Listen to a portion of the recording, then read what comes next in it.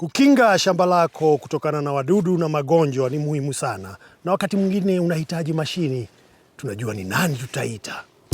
Kutoka Stihl East Africa Limited, watengenezaji wa mashini imara za kilimo, upandaji wa miti, usanifu wa mandhari, usafi na katika ujenzi, tuko naye Daniel Mandela. Yuko hapa kutusaidia kurahisisha kazi shambani. Kwa kuku hapako sawa. Tunakumbwa sana na mambo ya magonjwa na wadudu hawa. Inachukua muda sana kupiga dawa.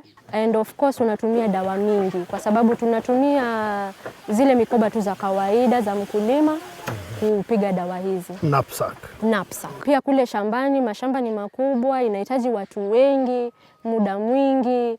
Kama mimi hapa I'm all for equality, lakini kwangu siwezi ibeba.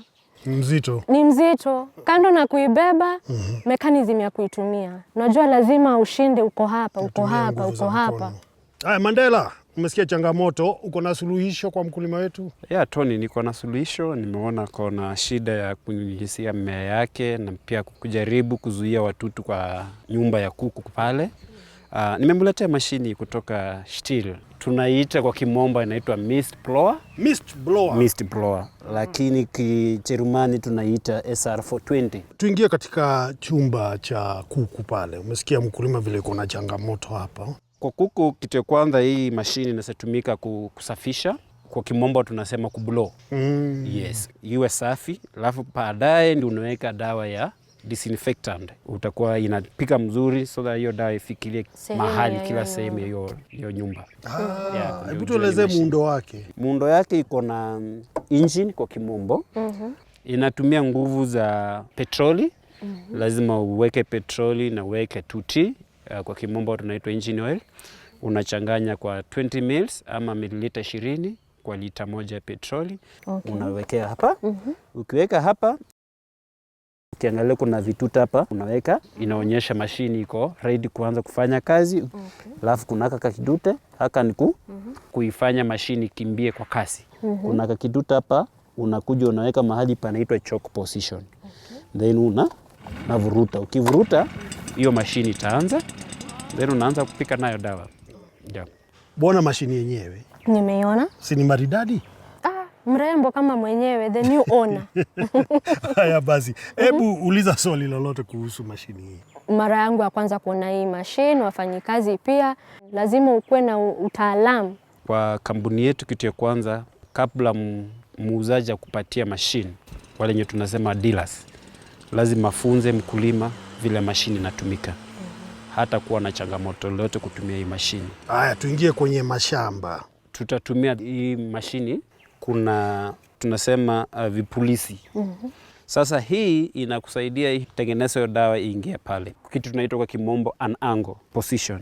Na hii nayo, kama uko na mimea umeweka tree crops like this side, inapika dawa huko, pia inapika hii side nyingine.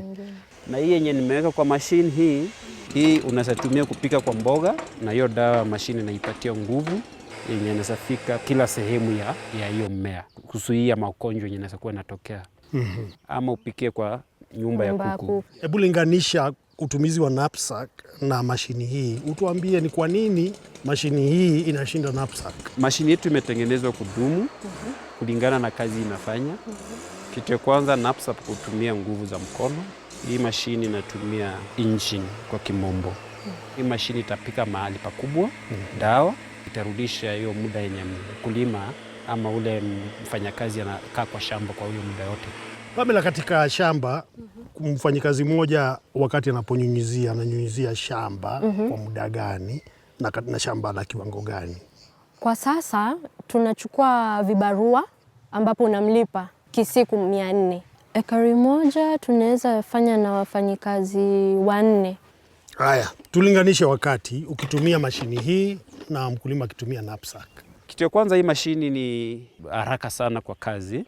Tena huhitaji watu wengi, mtu mmoja. Kama tangi imejaa mafuta, itachukua muda wa dakika 50-55. Hebu linganisha na bei ya petroli. Tangi yake ni 1 lita ama lita moja, na shilingi kama 200. Lakini utakuwa umepata kama eka 2 yenye umespray. So ukilinganisha na vile yeye hufanya, wale wafanyakazi anachukua 4, anaweka kwa shamba, ndo namaliza maybe eka 1 kwa siku moja. So utakuwa kwa kimombo nasema kusave. Umeokoa pesa mzuri, unaweza tumia ile pesa kufanya kitu kingine. Kweli.